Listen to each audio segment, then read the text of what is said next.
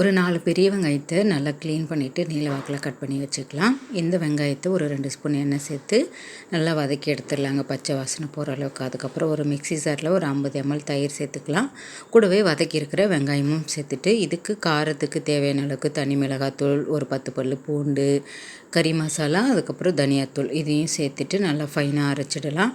அந்த வானல்லே 2 ஸ்பூன் எண்ணெய் சேர்த்துட்டு காரத்துக்கு தேவையான தனி மிளகாத்தூள் மறுபடியும் சேர்த்துக்கலாம். இது நல்லா பரட்டி எடுத்துகிட்டு இது கூடவே சுடு தண்ணியில் ஊற வச்சுருக்கிற மீல் மேக்கர், ஒரு 2 நிமிஷம் ஊற வச்ச மீல் மேக்கர் ஒரு 50 கிராம்லேருந்து 40 கிராம் வரைக்கும் அதை ஊற வச்சுட்டு 2 நிமிஷம் ஊற வச்சுட்டு தண்ணி பிழிஞ்சு எடுத்து அந்த மீல் மேக்கரை இது கூட சேர்த்துக்கலாங்க. தேவையான அளவுக்கு உப்பு சேர்த்துக்கலாம். உப்பும் சேர்த்துட்டு நல்லா பரட்டி எடுத்துக்கலாங்க. அதை ஒரு தட்டில் எடுத்து வச்சுட்டு அதுக்கப்புறமா வானலில் ஒரு 2 ஸ்பூன் எண்ணெய் சேர்த்துக்கலாம்.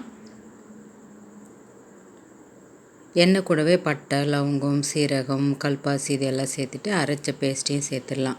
இது நல்லா கொதித்து வரட்டுங்க. கொதிக்கும்போதே ஒரு 2 நிமிஷம் கொதிச்சதுக்கப்புறமா மீல் மேக்கரும் சேர்த்துடலாம். சேர்த்துட்டு இது ஒரு 2 நிமிஷம் கொதிக்கட்டும். கொதிச்சதுக்கப்புறமா எண்ணெய் பிரிஞ்சு வரும் இல்லையா, இப்போ உப்பு காரம்லாம் செக் பண்ணி கொதிக்க வச்சுக்கோங்க. அவ்வளோதான். இந்த மாதிரி எண்ணெய்லாம் பிரிஞ்சு வந்ததுக்கப்புறமா கொத்தமல்லி தழை போட்டு இறக்கிட்டிங்கன்னா சூப்பரான மீல் மேக்கர் கிரேவி ரெடி ஆகிடுங்க. 10 மினிட்ஸில் செஞ்சிடலாம். சாப்பிட்றதுக்கு ரொம்ப சூப்பராக இருக்கும். நான், சப்பாத்தி, பரோட்டா எல்லாத்துக்கும் நல்லாயிருக்கும். ட்ரை பண்ணி பாருங்கள். ஜீரா ரைஸ் இது கூடலாம் கூட காம்பினேஷன் நல்லாவே இருக்கும். பை.